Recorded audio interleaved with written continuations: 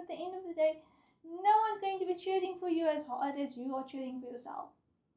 And if you are capable of believing in other people, then you are damn capable of believing in yourself.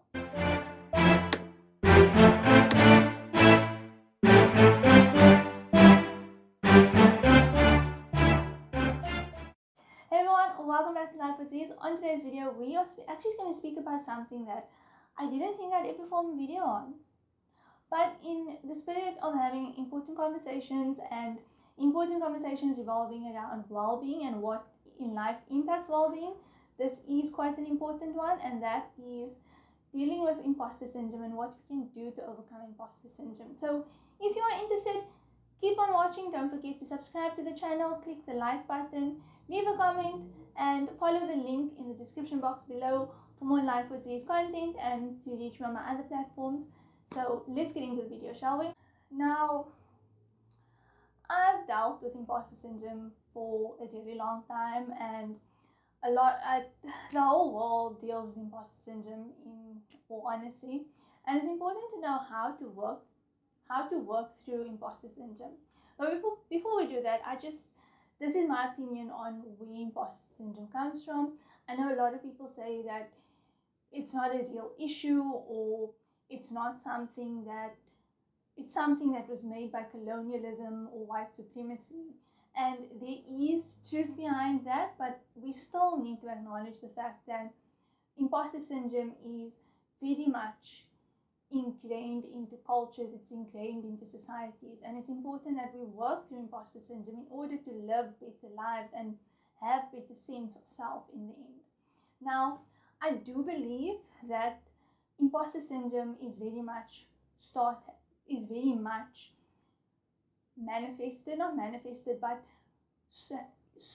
at school, especially, and this is where I agree with a lot of people that bring colonialism and white supremacy into the conversation. It starts with the whole Western colonial and white supremacist school system. It starts with looking at merit, looking at only focusing on those who you deem worthy of focusing on. And we see that in schooling systems. We see it in foundation phase, secondary phase, as well as tertiary institutions. And it's quite disturbing, not just for pupils who have so much potential and who might not be book smart, but are intellectual, can have stimulating conversations, are quite analytical when you give them the time to be, and are worthy of being successful. And I think that's the one issue that I had with going to the high school that I went to, was the teachers. I went to a previously whites only high school in Cape Town, and the teachers were very much still perpetuating that apartheid system of learning, that whole superiority and hierarchical sense of learning and nurturing students.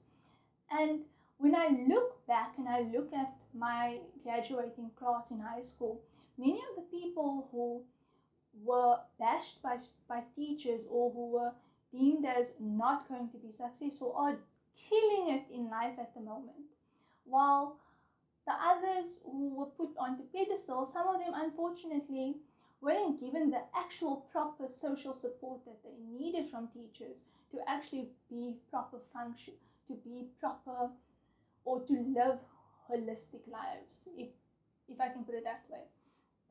And we also see it in tertiary institutes. If I look at health science specifically, and I can speak about health sciences because I'm in that industry, I'm in that field, I went through the channels of when I was qualifying, but we see it in what they ask for in order to become a dietitian or a doctor or physiotherapist.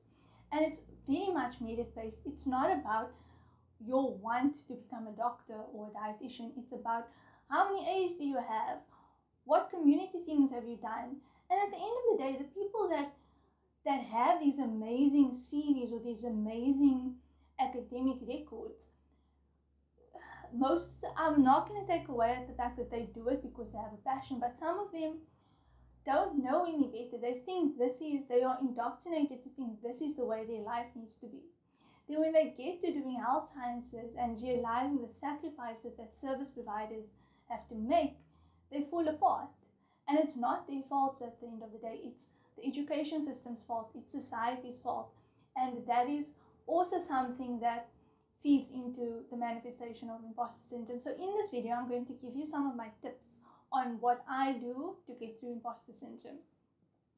Now, in the last couple of weeks, I have spoken to a few people who have been in a rut, myself included, when it came to creativity, productivity, and just the whole building of that vision or that life that you want. And I can admit it's come from imposter syndrome. And these are just a few tips that what I do or what I've done in order to get myself through tough times. And these aren't the end all and be all of tips, and it's not some things that you do once and then everything's okay. This is a continuous process. So firstly, don't kid yourself. Toxic positivity is just, or in my opinion, worse than being negative. If things aren't going right, if you're not feeling good about yourself, admit it and just let that feeling go through you. This doesn't mean projecting that feeling onto others. It's your feeling. You need to feel it. No one else needs to feel it, in all honesty.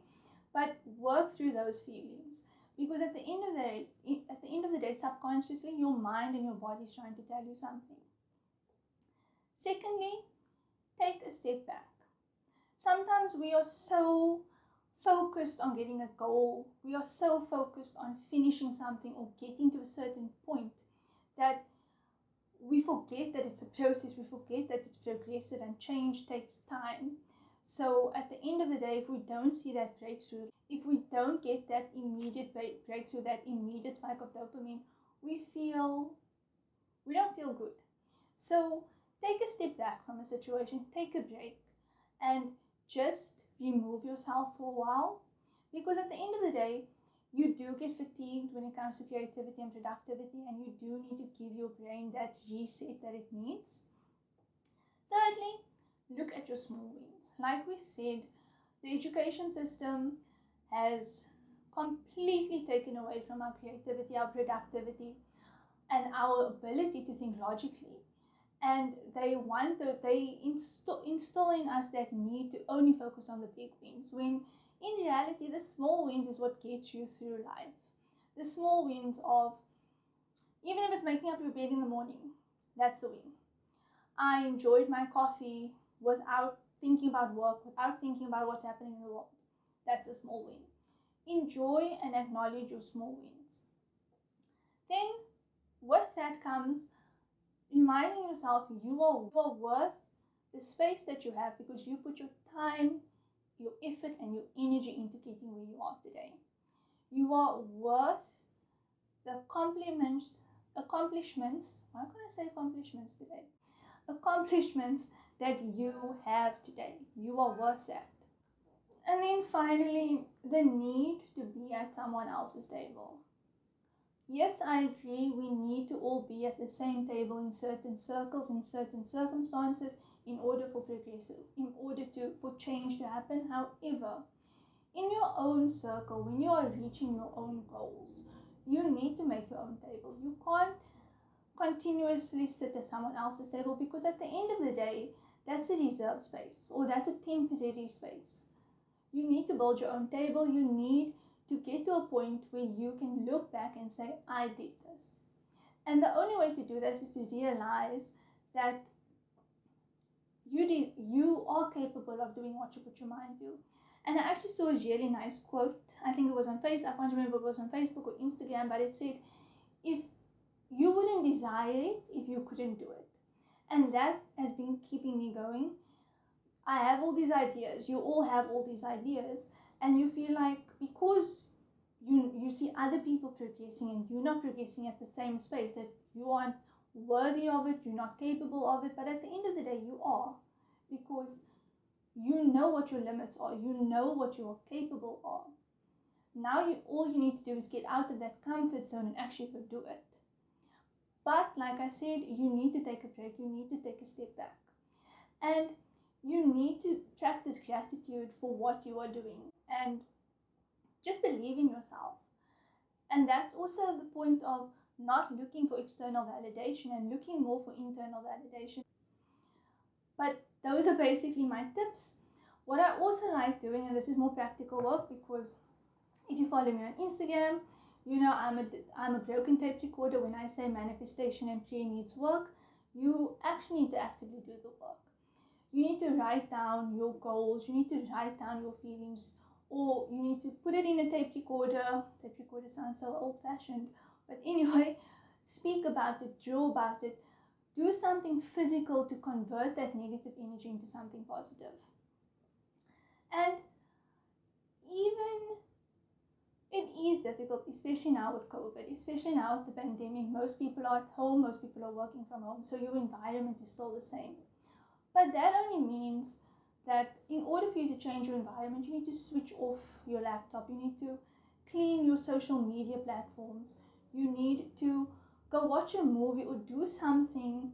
And I harp on movies and books because to me personally, movies, books, and music is what I do to remove myself when things get a bit too overwhelming. But those are things that you need to see what works for you, in the sense of how am I going to give myself a break so that I can come back refreshed and come back and actually get my shit done. But that was the video for today. I hope it impacted someone out there. I hope we can have more conversations on imposter syndrome and self-care, and how we can get through, how we can get over hurdles and keep loving ourselves more and keep becoming better versions of ourselves as we go along. Anyway, stay safe, stay warm, stay hydrated. Thanks for watching. Let me know if you enjoy videos like this and we can keep the conversation going. But for now, as I said, stay safe, stay warm, stay hydrated, stay awake, and don't forget to subscribe, like the video, and click on the link in the description box below. But that's all for now.